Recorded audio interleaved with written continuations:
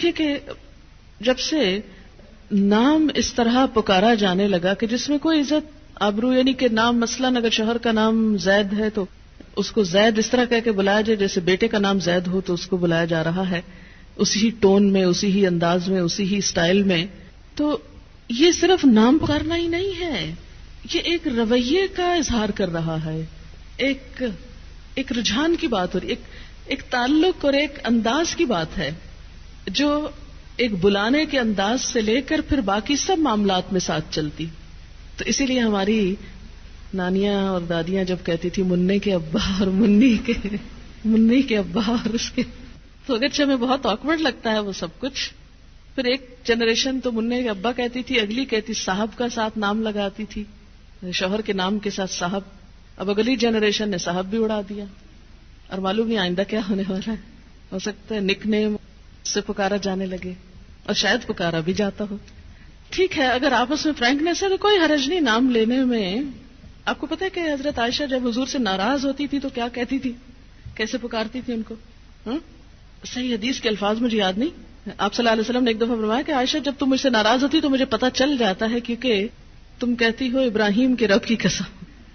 یہ کہنے کی بجائے کہ محمد کے رب کی قسم کہتے ابراہیم کے رب کی قسم، یعنی پھر تم میرا نام لینے کی بجائے حضرت ابراہیم کا نام لے.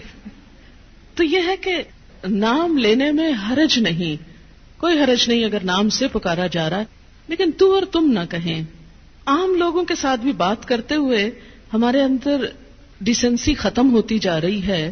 آپ دیکھیں کہ اگر ہم اپنی کسی دوست کو بھی تو کہیں تو کہتے ہیں بہت فرینکنیس کی علامت ہے، لیکن مجھے تو کبھی ایسی فرینکنیس اچھی نہیں لگی کہ جس میں انسان بدتمیزی پہ اتر آئے اور تو اور تم کہنے لگے. جو عزت آپ میں ہے اور ہمارے کلچر کا بھی ایک تھوڑا سا حصہ ہے کہ اس میں لفظ جہاں انگریزی میں تو یو ہی ہے ایک ہی بیچارہ، لیکن اردو میں الحمدللہ رچ ہے اردو اس سینس میں، تو بھی ہے، تم بھی ہے، آپ بھی ہے. تو ایک اچھے لفظ کا انتخاب کر لیں، اور جب اللہ نے ایک درجہ زیادہ دے دیا تو عزت کا لفظ بولنے میں نقصان کچھ بھی نہیں ہوگا. جواب میں آپ بھی عزت پائیں گے، کیونکہ جب آپ کسی کو تم کہہ کے بلائیں گے تو پھر دوسرے کو بھی تم کا موقع دے رہے ہیں. پنجابی میں بھی ہے ایک لفظ، ایک تو ہے اور ایک تسی ہے.